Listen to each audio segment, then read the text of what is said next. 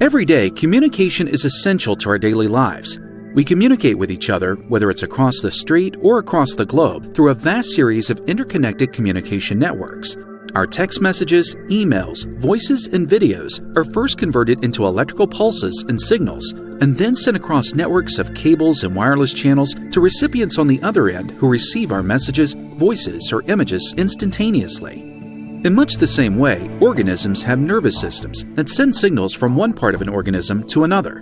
In our bodies, our nervous systems are comprised of two main parts: the central nervous system and the peripheral nervous system. The central nervous system consists of the brain and the spinal cord. Our brains are estimated to contain around 100 billion nerve cells called neurons. Neurons allow our brains to communicate with other parts of our bodies through the spinal cord, which is the main communication channel in which all these signals are sent through. Because of the importance of our central nervous system to our very existence, bones in our skulls and vertebrae in our spine provide robust protection for our brain and spinal cord. The peripheral nervous system consists of nerves and ganglia outside the brain and spinal cord. The main function of the peripheral nervous system is to connect the central nervous system to our limbs and organs. Both the central and peripheral nervous systems are made up of cells called neurons. Neurons are specialized cells which process and transmit information through electrical and chemical signals. There are three main types of neurons: sensory, motor, and interneurons, which serve different types of functions. Sensory neurons respond to non-neural stimuli, which allow us to sense and interact with the world around us.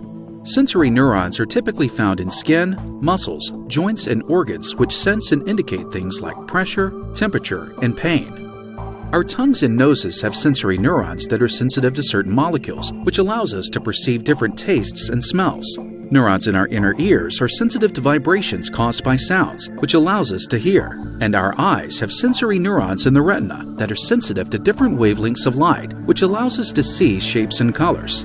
Motor neurons serve the function of stimulating muscles throughout our bodies. They carry signals from the spinal cord to the muscles in order to produce movement. This includes voluntary movement, such as moving different parts of our limbs, as well as involuntary movements, which control our heartbeat, breathing, organs, and glands.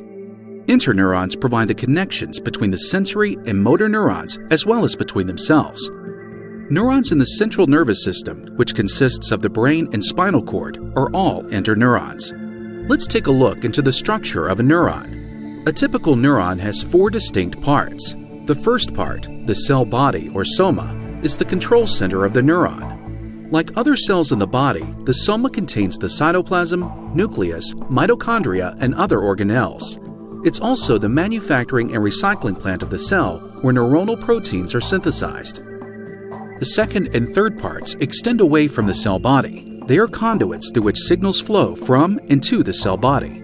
Dendrites often look like branches or spikes extending from the cell body and serve the function of receiving chemical messages from other neurons. Outgoing signals to other neurons flow along the axon. A neuron can have thousands of dendrites, but it will only have one axon. At the very end of the axon is the axon terminal. It is there that the signal that has traveled down the length of the axon makes its way to the next neuron. The axon terminal contains neurotransmitters, which are the chemical medium through which these signals flow to the next neuron. Nerve impulses transmit from one neuron to the next as a result of electrical changes across the neuron membrane. Membranes of an unstimulated neuron are typically polarized, with the outside of the membrane being positively charged and the inside negatively charged. This is due to the relative number of sodium and potassium ions on either side of the membrane, with sodium ions typically on the outside and potassium ions on the inside. This is the resting potential or unstimulated state of a neuron. Although the sodium and potassium ions are continually leaking across the membrane, pumps in the membrane actively restore the ions back to the correct side to maintain the charge. Transmission of nerve impulses are characterized by the following chain of events. The resting potential is in the unstimulated state of a neuron. A stimulus causes sodium ion-gated channels to open. As sodium ions enter, the membrane becomes more positive or depolarizes. If a stimulus is strong enough and exceeds a certain threshold level, additional sodium ion gates open, causing an action potential or complete depolarization. Neighboring sodium ion gates further down the axon are stimulated to open, and the action potential travels down the length of the axon in a chain reaction all-or-nothing type of event. In other words, action potential only results if the stimulus exceeds a certain threshold value and complete depolarization occurs. Otherwise, no action potential results and no information is transmitted to the next neuron.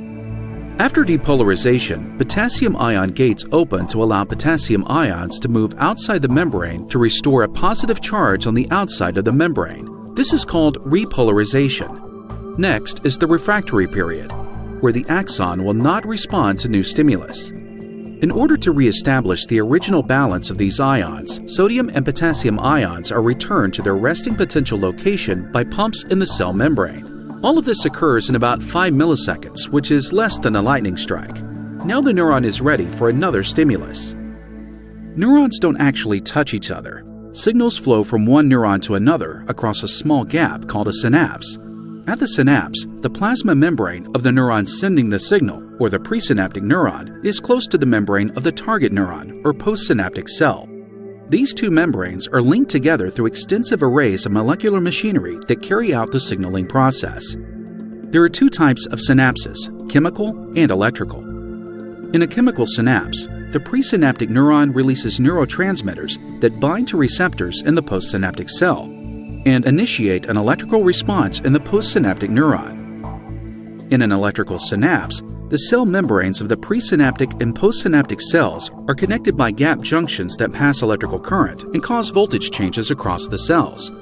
Gap junctions are the narrow gaps between adjacent neurons which contain channels that cross the membranes of both cells. All of the different types of neurons across the various parts of our nervous system all work together to perform the tasks our bodies need to function and interact with the world around us. Neurons are at the core of facilitating everything, from the way we smell and touch, to how our digestive systems function, to how we think thought and recall memories.